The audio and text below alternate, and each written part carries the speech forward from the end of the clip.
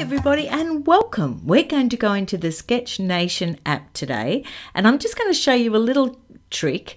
It's about power-ups, and it's about if your player touches a power-up, whether it can actually change their appearance. So I'm just going to show you how to do that. So we're just going to go into create a new game, and we're going to scroll down to adventure platformer, tap on that.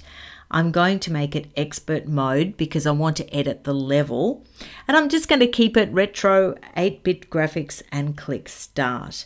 Okay, we're going to go down into our player now, and we're going to edit the player. Now we just tap on the picture, get into the art area. This is where you can create your own character. So pause the video and take the time to do that. I'm going to cheat and go into options in the top left there, and I'm going to go into my art gallery and just import a little character that I've already done. And I'm going to click done.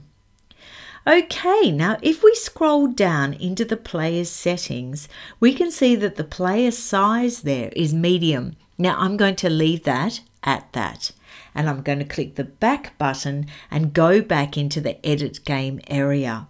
Now I'm going to add another player that's exactly the same. So same process, I'm just going to import the character from the art gallery and click done.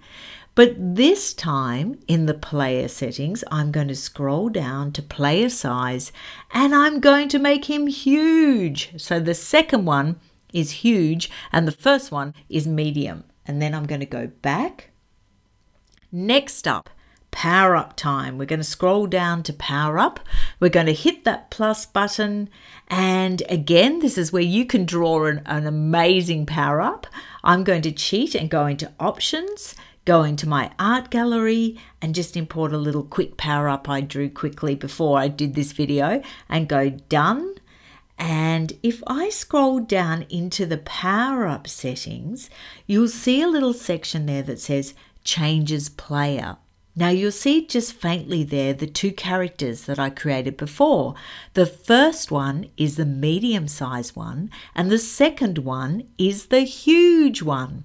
Now I want, when the player hits that power up, I want him to get really big. So I'm just going to move that slider along to the second one so that will happen. Okay, so let's just go back. We'll go up, up, up to our level editor, and we'll just place that power up into our scene so that we can check that it works. We'll go test level. And there's our medium character there, and we're going to make him go along and jump and collect that power up and then see what happens. Oh, I missed it. There we go.